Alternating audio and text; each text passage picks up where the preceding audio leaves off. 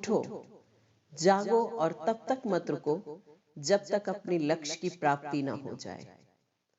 आज भी यह वाक्य मेरे जीवन का मूल मंत्र है। अपने विद्यार्थी जीवन में इस वाक्य को मैंने पहली बार अपनी हिंदी की किताब में पढ़ा था। आप में से बहुत सारे लोग इस वाक्य से परिचित होंगे। जी हाँ, ये गोल्डन सेंटेंस है, स्वामी विवेकानंद द्वारा कहा गया। 12 जनवरी को स्वामी जी की जयंती पर आज उनके जीवन के कुछ प्रेरक घटनाओं की चर्चा मैं आप लोगों से करना चाहती हूँ। दोस्तों, मेरा नाम सविता शुक्ला है, बनारस की रहने वाली हूँ।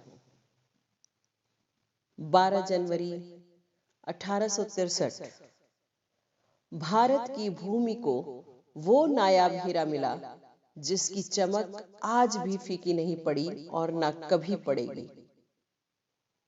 कोलकाता के एक प्रसिद्ध वकील श्री विश्वनाथ दत्त जी के घर 12 जनवरी 1863 को विवेकानंद जी का जन्म हुआ।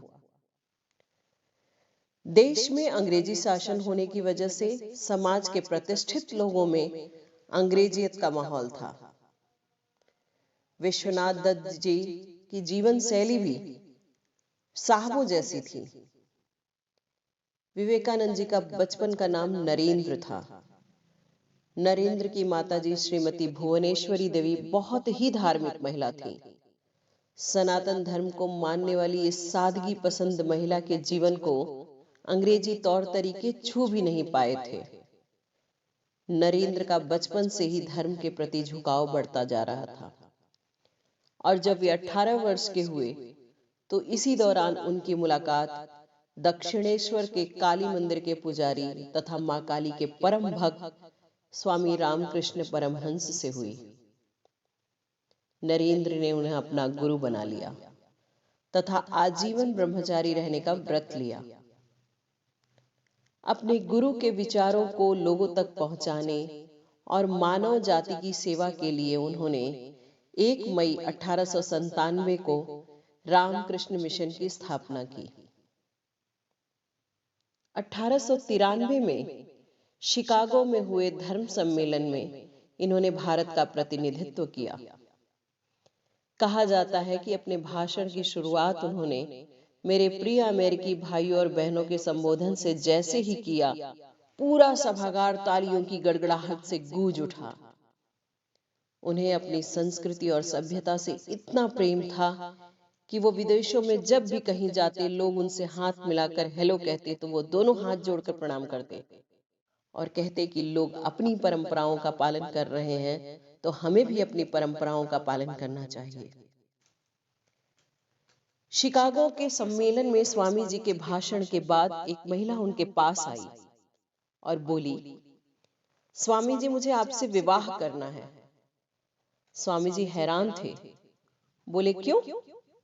आपको मुझसे विवाह क्यों करना है? महिला ने कहा, मैं आप जैसे पुत्र को जन्म देना चाहती हूँ। मैं उसकी माता बनने का गौरव प्राप्त करना चाहती हूँ। स्वामी जी ने कहा, मैं तो ब्रह्मचारी हूँ, परंतु आपकी इच्छा जरूर पूरी हो सकती है। आप मुझे ही अपना पुत्र बना लीजिए। आज से मैं आपको अपनी माता के रूप में स्वीकार करता हूँ। ऐसा ही एक प्रसंग आपको और बताना चाहती हूँ। स्वामी जी कई धर्म सम्मेलनों में धर्म पर चर्चा करने जाते थे। एक बार वो विदेश में किसी धर्म सम्मेलन में भाग लेने गए। 2 अंग्रेज व्यक्तियों ने उनसे आकर पूछा, how are you? Swami ji ने कहा, ठीक हूं। उनमें से एक ने कहा, शायद इन्हें अंग्रेजी नहीं आती, और उसने टूटी फूटी हिंदी में कहा, आप कैसे हैं स्वामी जी? स्वामी जी ने कहा, आई एम फाइन। वह व्यक्ति अचरज में पड़ गया।